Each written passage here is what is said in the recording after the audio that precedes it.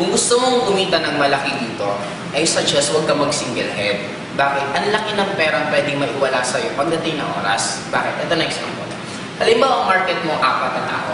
Sabihin natin si A, si B, si C, si D.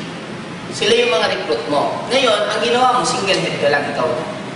Ngayon, kung re-recruitin mo si A, si B, si C, D, paano mo? Since binary tayo, left, right lang. Dito mo ilalagay si A, dyan mo ilalagay si B. Ngayon, si C and D, saan mo siya ilalagay? Dito, dito. Ngayon, magkano ang kikitain mo? 4 na 500. Kikita kang 500 pesos dito, additional 500, kikita ka ulit ng 500, and additional 500. In short, direct referral pa lang, kumita ka na ng 2,000 pesos. Ngayon, since pipiling ka, 1,500, 1,500, pipiling ka ng 1,500, pipiling ka ng 1,500, magkano kikitain mo? Automatic, kumita ka na 5,500 pesos sa 4 mong recruit. Pero imagine yung pag 3 headers ka. Sabihin natin, ikaw to. Ikaw yan. Ikaw din yan. Okay, si U2, si 3. Ngayon, yung recruit mong 4, saan mo ilalagay? Dito mo ilalagay si A, dyan mo ilalagay si B, dyan mo ilalagay si C, si D. In short, ang maganda dito, mas nahiwalay mo. Magkano kikitain mo? 1, 2, 3, 4, 5, 6. 4 ay 6 na direct referral. In short, kumita ka ng 3,000 direct referral ka lang. Eh, di ba ikaw to si Y3? Si Y3, pumiling. Kumita si Y3 ng isang 1,500. Eto, si Y2, nagpiring. Kumita siya ng additional 1,500. Eh, ikaw pa rin to. Magkano kikitain mo? 1,500, 3,000, 4,500. In short, kumita ka ng additional 4,500. Ilan lahat ang kinita mo? 10,500. Same effort.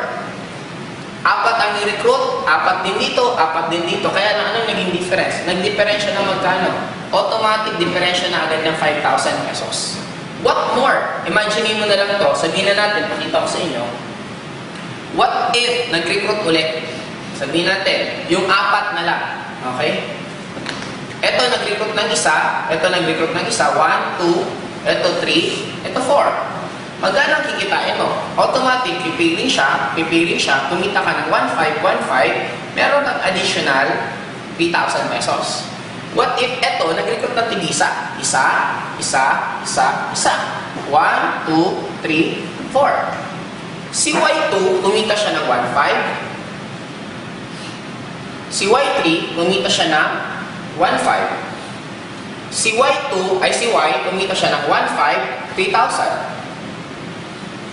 Automatic, ang total mong tinita, 6,000. Magkano ng difference? 3,000. Kaya kung lumaki pa ito nung lumaki, dati na tayo, mas lalong malaki yung mawawala sa yung income.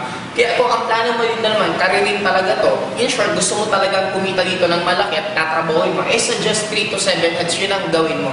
Napakaganda naman. Huwag ka lang magsi-single head kasi darating talaga ang time, manghihinayang ka. Pwede kang mawala ng milyon. Imagine mo, pag lalong dumami yan, ito nga, nag-negative ko pala ng 3,000. What if 10 dyan, that is already 30,000. Kaya I suggest, itong gawin mo kung gusto mong kumita dito ng malaki.